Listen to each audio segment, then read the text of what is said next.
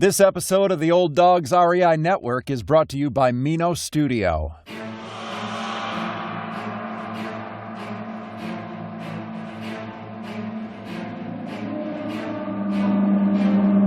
In a world where jobs are how most people make money, one man, one desire, one challenge dares to break the mold. Welcome to the Old Dogs REI Network, where we don't work for money. Money works for us. Coming soon. Viewer discretion advised.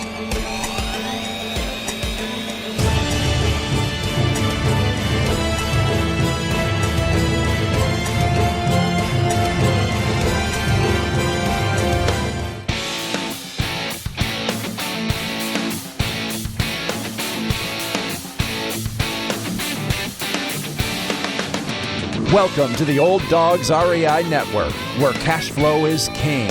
Real estate investing, the means, so you can enjoy your retirement dreams. This is the show where we cut right to the chase. No sales pitch, no long monologues, just simple how-to real estate investing advice, so you can earn the passive income you need to enjoy your retirement today. And now, your host and chief old dog, Bill Manacero. Welcome to the Old Dogs REI Network. I'm your host, Bill Manacero, and this is the show where 50-plussers and anyone else who wants to join us get solid, no sales pitch real estate investing advice to help generate real cash flow. This podcast airs twice weekly on Mondays and Fridays, and if you aren't already a subscriber, go to iTunes, type in Old Dog, spelled D-A-W-G, find our podcast, and subscribe. Well, today we've got a great guest, Mark Ferguson. Mark Ferguson, his purpose is to help as many people as he can become financially free through real estate. He's a realtor, real estate investor, author, and creator of Invest For More, that's spelled F-O-U-R, formore.com. Mark's real estate team sells hundreds of homes a year. He has flipped over 100 houses, owns 16 rental properties, and has written 5 books. InvestForMore.com is a real estate blog with over 300,000 views a month, over 20,000 subscribers, and a wealth of free information. Well, Mark, welcome to the Old Dogs REI Network. Oh, thank you. Great to be here and happy to hopefully help some people and share some knowledge. Well, we're real excited to have you. Our show is really geared towards folks that are 50 plus and people that may be starting real estate a little bit later in life. We're always interested in investors that can give us, techniques and various other aspects of real estate investing that can help them to make this something that can supplement their retirement or at least position them so that they'll be ready for their retirement when it comes. Right. Well, Mark, I just wanted to ask you first, how'd you get involved in real estate investing? Well, my dad was an agent since 1978, which was right before I was born.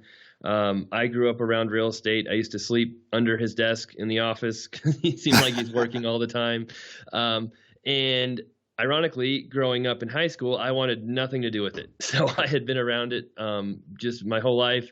I went to college with a business degree and an emphasis in finance. And after college, I could not find that dream job or that perfect job. And reluctantly, I said, okay, I'll just go work part-time for my dad until I figure out what I want to do. And I kind of got sucked into the business, ended up getting my real estate license. And along the way, my dad also flipped houses once in a while. So that was the part of the business I really liked. I liked, seeing houses transformed into something different and finding great deals. And I don't know if, flipping is definitely thought of as investing, but it's also a job. Once you flip a house, you're done. And it isn't making you passive income. It's really, you've got to keep working to make the money come in. And so along the way, I became a better agent, started listing foreclosures for banks, making more money. We started flipping more houses. And then I kind of realized I need to do something with my money. I need to make it grow faster. And that's when I started buying rental properties about 8 years into my real estate career. And just really knew rentals were the best way I can make my money grow and create that passive income that just keeps coming in. Well, that's great. Now you have a goal, right? That you're shooting for. You currently own, is it 16 rental properties? I did have 16, but I actually sold a couple this last year because our market in Colorado is just crazy with Mm-hmm. appreciation. So I have a goal to buy 100 properties by 2023, and I'm way behind on it because I was doing pretty well buying properties pretty quick. And then the median price where I'm at in Greeley, Colorado, was 110,000 in 2012, and now the median price is over $260,000. Gee So whiz. rents have No not wonder you're selling. right. I sold a Yeah. couple because rents have not caught up with prices, so it's hard to cash flow. And really, rental properties are awesome, but there's some markets where they just don't make sense. And I'm in one of those markets right now. Wow. Have you started looking out of state at all, or in other areas? Yeah, I actually took a trip to Florida last year. I really like that market. I was kind of set to buy some things down there, but then my fix and flipping business took off, and I've been focusing on building that up. And I've also looked at buying commercial properties in my area, which seem to have some opportunity. So, I've got 17 flips going at the moment right now, which keeps me busy. And then I'm kind of looking at buying some warehouses and dividing them up into smaller units in my area. So I'm kind of at a crossroads right now to try and decide if I want to buy more single family rentals in another market or switch gears to a completely different investment in my own market. Interesting. Well, that's I think a way a lot of us have started. A lot of people do start out, just buying single family homes, and I did as well. It was just sort of my light bulb moment was when I bought three properties to start off, two single family and a duplex, and paid pretty much about the same for all three of them. But the duplex was paying me twice as much in cash flow. And I'm going, wait a minute, I pay the same amount here. Instead of two houses, though, I have to deal, with just one roof, one insurance policy, one property tax statement. I mean, I just started, just the economies of scale, even at two, hit me as, wow, what if I had a triplex or quad, or 8 units, or, I started to look at it a little bit differently. But I don't know if that's a thought process you're going through now or not. But it's funny, you sent you have 100 houses by 20, what was it? 23. 2023, and I've set a goal of 1,000 units by 2020. I mean, this is a crazy goal. I know. Let's see how far I can get with it. But it's. I think it's a good idea, at least, to have your goal and go for it. And it may change. Maybe it'll change to doors or units as opposed to actual buildings. But yeah, it definitely. I think it's definitely a good move to go. Yeah, and on the multifamily side, I've looked into that, and I think so much depends on your market. In Colorado, multifamily properties are so expensive here. They sell at about a 5 cap rate, which is really hard to make money with unless you're paying just all cash for everything. So yeah, I've looked at that side of it, and there's just a lot of money in Colorado buying properties, so it makes it tough. And if I was in another market, it could be completely opposite where multifamilies make much more sense. But that's the nice part about real estate is it's different everywhere, and that creates a lot of opportunities. That's right. I was going to say you have a pretty good cap rate compared to California. I think it's two better, 2 points better than us on our cap rate in California here. Well, that's fantastic. Well, when you bought your first home, it probably wasn't a big deal because you've been a real estate agent for a while. Is that right? Before you bought your first home? Before I bought my first house right when I became an agent. That was a personal house, not really an investment, and I made a lot of mistakes on that one. But when I bought my first rental property, I've been in the business. It was 2010. I've been in the business 8 or 9 years, and it was still a big deal for me. I mean, it's kind of crazy, but I think they say 95% of agents never buy an investment property, and 50% never even buy their own personal house. So really? It doesn't always. Yeah, wow. The statistics are staggering. And by the time I realized I really wanted to invest in properties, it was probably a year and a half before I actually bought my first rental. And I've been flipping houses with my dad and around real estate my whole life, but it's tough because you save your money, you have a down payment. It's a lot of money to invest in it, and it's tough to go over that first hurdle. But once I bought it, I realized, I'd been making up stories in my head about it being a much bigger deal than it really was. Then things moved very quickly after that. Yeah. Well, and the flipping, now had you flipped a number of houses before you bought that first investment property? Yeah, we had probably, flipped 40 houses before then. Wow. But, flipping's completely different because you're selling the house in 6 months. So as long as you're going to make money on it, you're going to get rid of it. But with a rental, you're keeping it. So I think you have to be a lot more careful with rentals and flips. Right. But you have that background, which I think is great to have. I think that having that flipping background, you know what things cost, and repairs. You also know what improves the value of a home. And I imagine after a while, after you've done enough flips, you can almost estimate the ARV without having to sit down with a pen and pencil. I mean, you can probably get a pretty good idea. So I would think I think that'd be a real valuable knowledge to have as a buy and hold guy as well. Yes, for sure. Knowing the ARV is huge. One of the most important things, whether you're flipping or buying rentals, and flipping helps with that a lot. And my background as an agent really brought a lot to that as well. And especially listing properties for banks and HUD, we're required to do broker price opinions, give them values on all the properties. And that was an incredible education to learn how to value properties, and doing a bunch of BPOs all over the place. It teaches you values very quickly. So yeah, you can give me an address and within about 20 miles of me, and I can probably tell you what it's worth within 5 to 10%. That's the great thing about you investing in your hood, so to speak, because you really have that advantage of knowing the streets, knowing the neighborhoods that are good and not good, and the school systems and everything else. I've only purchased out of state, and so I'm always learning. And as much as I think I know a market, I realize I don't know anything compared to people that live there. So that's a real plus. Now, you mentioned HUD. Are you a HUD agent as well, or Yes. broker? Yeah, so I list HUDs or properties for HUD, which are foreclosures that the government insured, so they actually go back to the government. We have very few foreclosures in Colorado right now. At one point, my team and I were listing about 200 houses a year that were foreclosures or HUD homes, and now I think it's under 10 a year. So the business has changed completely, but yep, I still technically am a HUD listing agent. Now, do you ever buy homes at auctions or at the courthouse steps, that kind of thing? I do once in a while. When I first started, my father and I, 90% of the houses we bought were from the foreclosure auction. The public trustee here in Colorado is who sells them. Recently, I think I've bought one property from that auction in the last 3 years. And the competition has just gotten much more fierce, many more investors bidding there. And I can get a lot better deals from properties on the MLS, which surprises people. But being an agent is a huge advantage to getting offers in, getting things done quickly.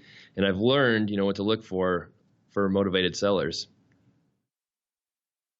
Yeah, well, one of the things that actually the way I found out about you is I think you have more content on the internet on real estate investing than any other person in existence. I am like amazed at the amount of content you provide. I mean, you're always writing. You've always got some great stuff out there, and I ended up getting your blueprint. I was one to actually acquire the blueprint, real estate investing blueprint, and was a great resource. And then I stumbled onto your other articles, and you've got now you've got a podcast and videos and all kinds of stuff out there. So you're a great resource for people. And I really want our listeners here to be familiar with investformore.com as a resource to get information on everything. I mean, under the sun about real estate investing.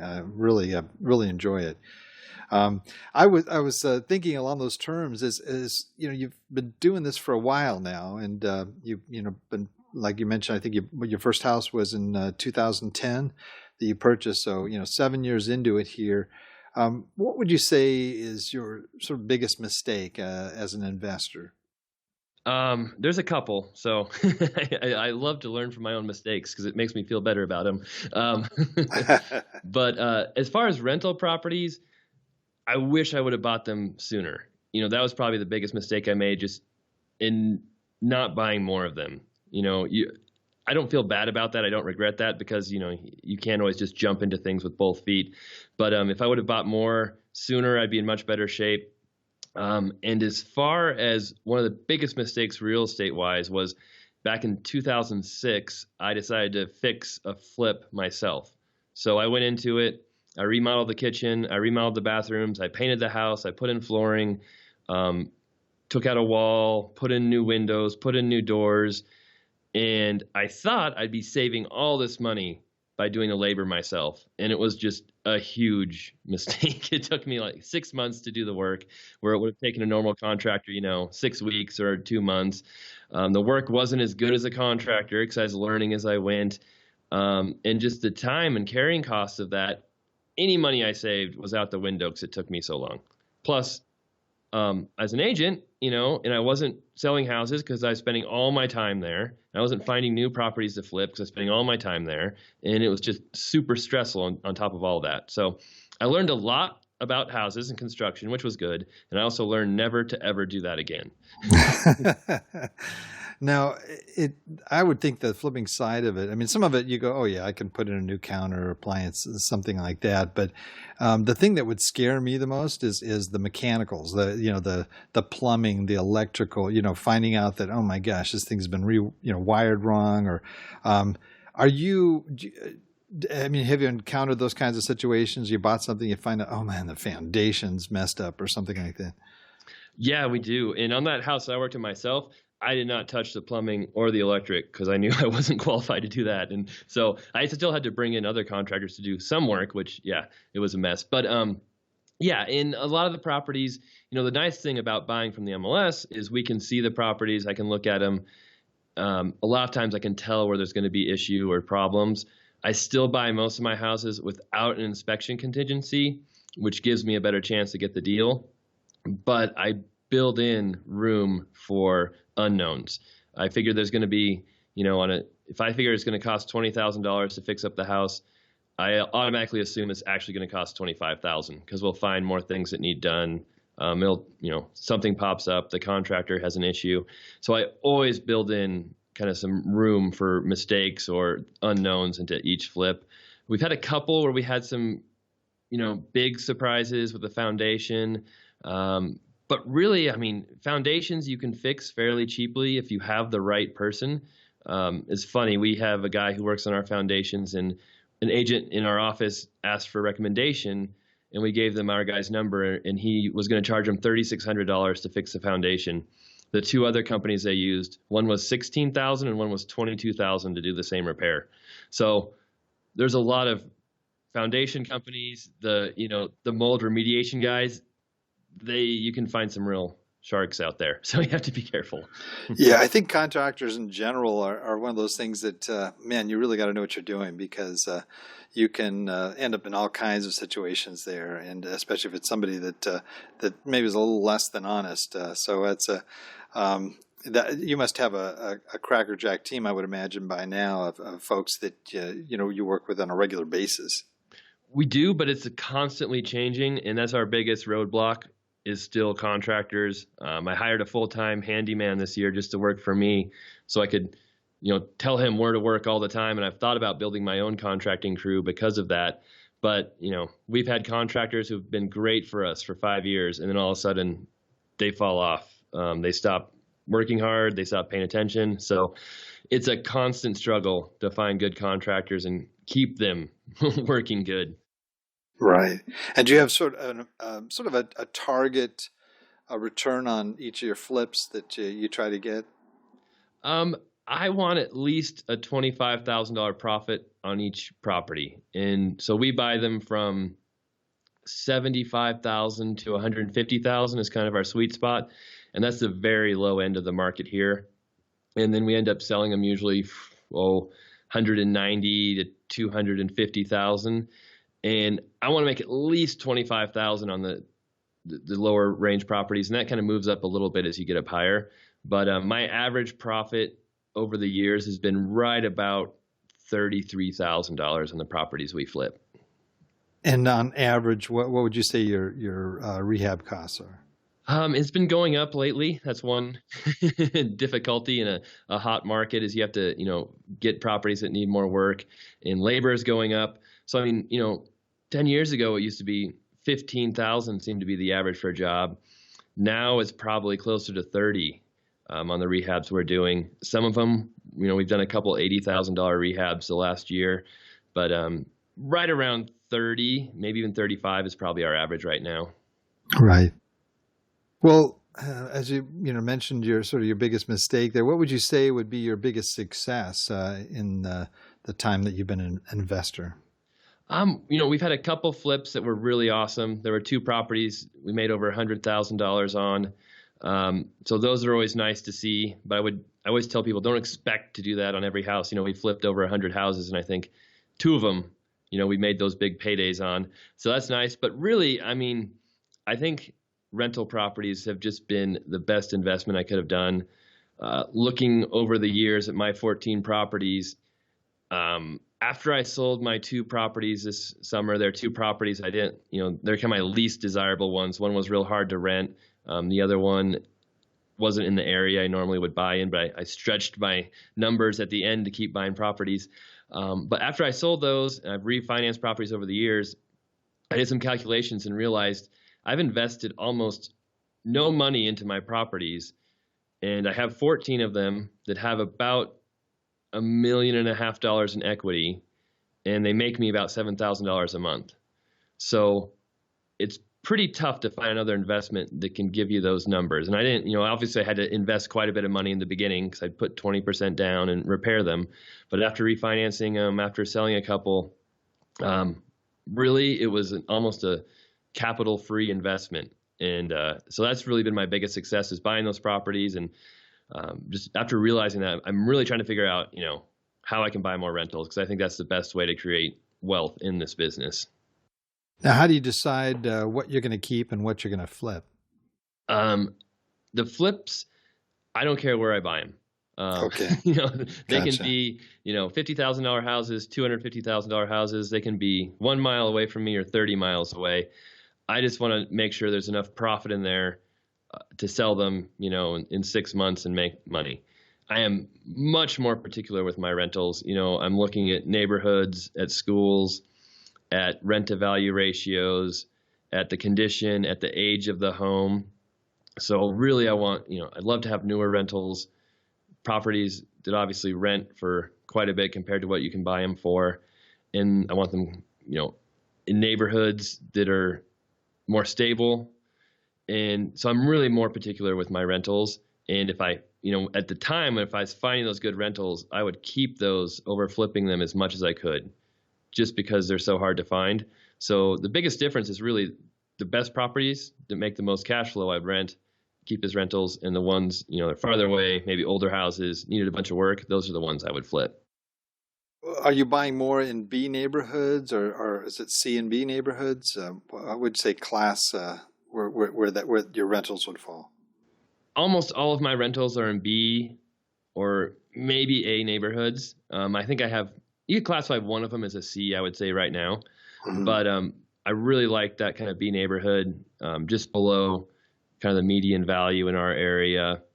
They, they're not brand new houses. A lot of them are 30 years old, but just the rent to value ratio is great. And, going through the housing crisis, Colorado did get hit by that. Not, we didn't lose 100% or 50% of our values in a year, but, we lost some values, and you see, the C and D class neighborhoods lose value so much faster, the rents go down faster, they're harder to rent.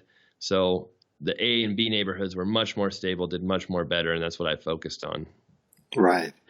And do you, with the rental homes that you buy, do you put much into them in terms of rehab, or is it just real light? I try to buy them as light as possible, but that's, dream story. It hasn't always happened. I always want to get a really good deal on my rentals. So most of the rentals I've bought, I probably could have flipped and made, 20,000 to 30,000 on them because I got such a good deal. But when you're doing that, you have to buy sometimes houses that need work. So for most of them, I'd say they needed about $15,000 in work. A couple I bought that needed only a couple thousand, and a couple I bought needed 20 or 25. But I really tried to stay in that $15,000 range for repairs and not take on, huge, massive projects. Right. Well, with our audience, a lot of the folks there are some of them are looking at real estate as a potential means to be able to better prepare them for their retirement in terms of generating some cash flow that they know they'll have as they're in their retirement years. Or there are those that are already in retirement and they're trying to deal with the fact that, oh man, the money that I have allocated for this isn't enough. I really need to supplement it, need to find other sources.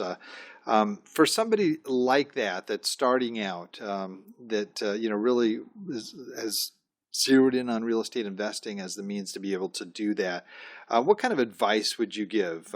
How would you recommend that they get started out? Where should they focus their efforts on? One reason why I love rental properties so much is exactly what you just said. They provide income every month. And, I kind of looked at the retirement calculators for investing in the stock market and realized how much money I'd have to invest to save the money in retirement that I wanted. And and that led me to rental properties. And I think looking at rental properties is the first step. If they're looking at them, trying to buy them, awesome. One thing you have to look at is if you're going to buy properties, if you can buy them before you retire, it's going to be so much easier than after you retire because it'll be hard to get loans from a bank if you have no income coming in or you're, living off your retirement savings. So the sooner you can buy them, the better. Really focus on cash flow.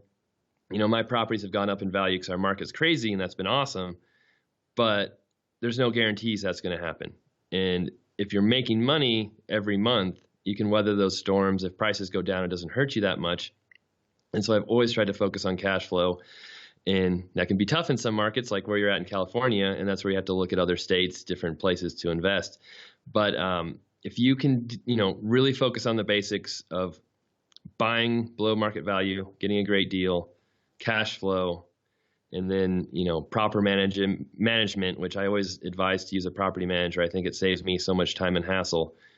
You can be in great shape. And it's not easy. It's much more difficult than just putting your money in a mutual fund or the stock market. But I think the benefits outweigh the cons and the work it takes so much more because you've got that money coming in every month. You're not having to guess how much money you have to save. And it's so much more stable than other ways to retire. That's great advice. Thanks, Mark. Well, where do you see your investing going? I mean, you're probably looking ahead, long ways ahead, because you're a young guy in terms of retirement. But where would you like to see it ultimately end up? Some of my short-term goals, I want to flip 30 houses this year. So that's one big goal. Like I said, the 100 properties by 2023, I'm trying to kind of reevaluate and figure out how I can achieve that, or if I switch it to units instead of properties or go to commercial. So that's kind of a crossroads right now as far as building that passive income. And I want to grow my team as well. So I have 6 licensed agents on my team right now. I've kind of tried to set that up so they're working on their own, making money. I have a team manager. I'm not as involved in that. So I want to grow that team, and I may actually start my own brokerage soon. So that's a big goal for the next year or two that I'm looking at. So I have a lot of things going on. I think one of my challenges is not getting too scattered and focusing on a few major things. But yeah, for the future, I think my main focus is buying more rentals, whether that's, residential in another market or commercial in my market, starting my own office eventually and building that up. And then really getting my flipping business going to where it's sustainable without me constantly working all the time. I have a project manager now, Nikki, who does awesome, and I'm working towards that. And of course, the blog, has been doing great, and I want to keep growing that.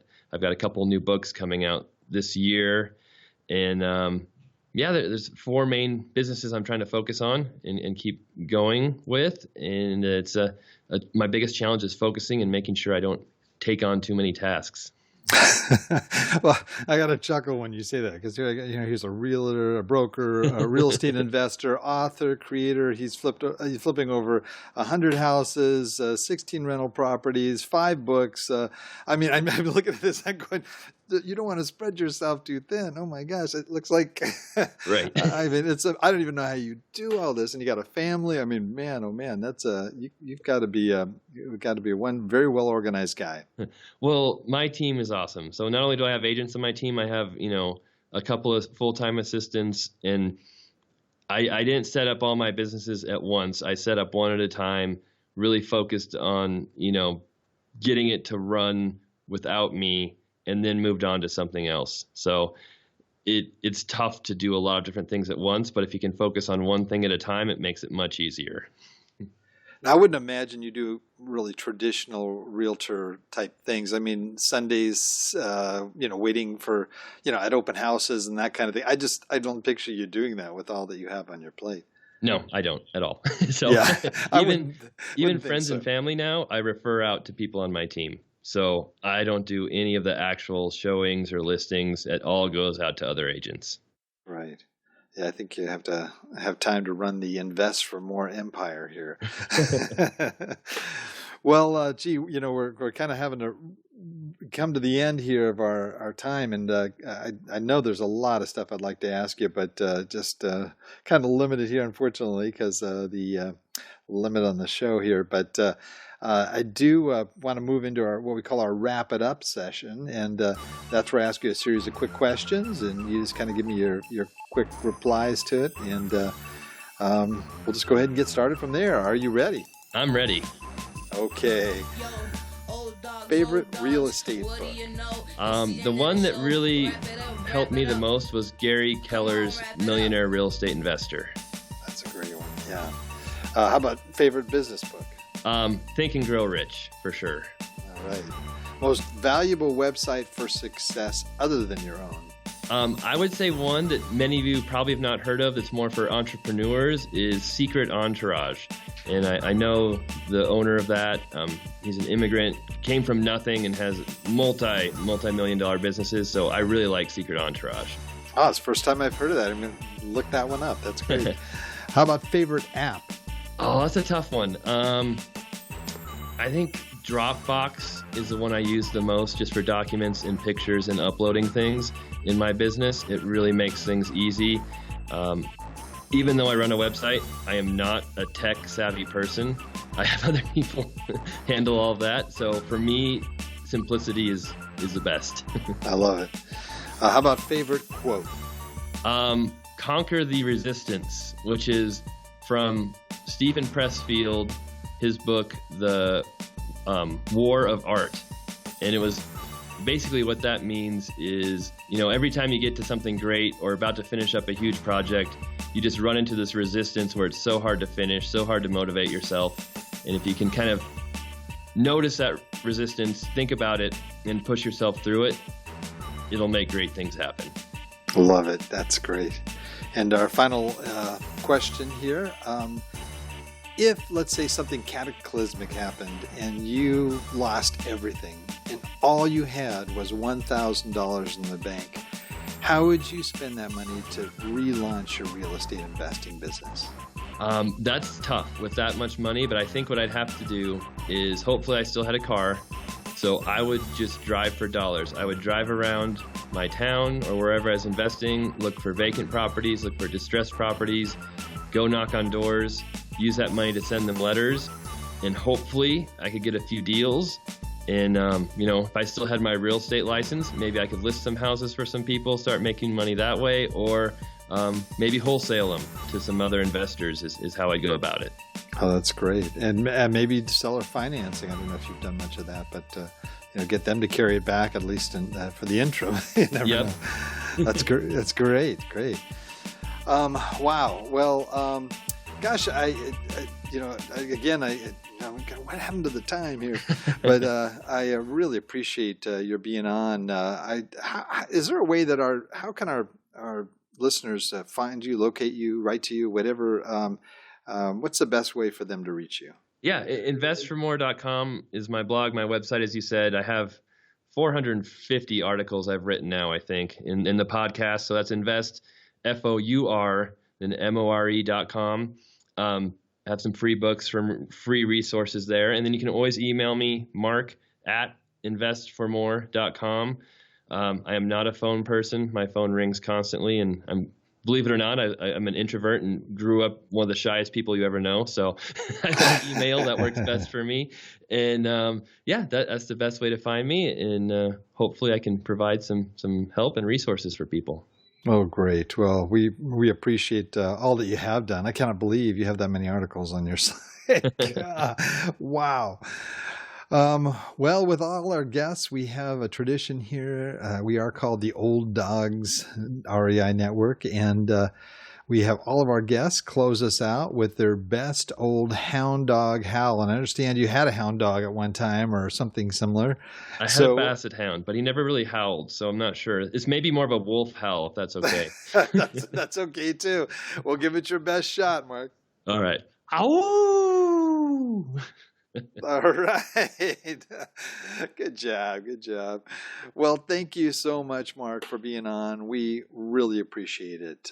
You've been a great guest, and hopefully maybe we'll link up in the future here and get you back on and explore maybe some of the other areas we just touched upon in our interview here. So, sounds great, Bill. Happy to be on, and had a lot of fun. And yeah, I'd be happy to do it again sometime. Great. Well, also for all those out there listening, our Old Dog listeners, we really appreciate your listening and participating today. I know there's a lot of other things you could be doing right now, but the fact that you've taken the time to join us means a lot, and we greatly appreciate it. Please note that everything that we presented here today will be outlined in pretty good detail in our show notes, which are listed on the Old Dogs website at Old Dogs, spelled DAWGS, REINetwork.com /blog. And the show notes are located in the blog section. So you can just go in there, and if there's any links or anything that Mark mentioned, we'll have them there for you. Well, that's the show for today. Remember, cash flow is king and real estate investing the means. Until next time, keep moving forward, and may God bless. Thank you very much for visiting the Old Dogs REI Network. We would greatly appreciate if you would stop by iTunes and let us know what you think of the show. We would love if you could subscribe to the podcast, give us a 5-star rating, and write a review. The more ratings and reviews we receive, the more visible the podcast will be to others. Thank you.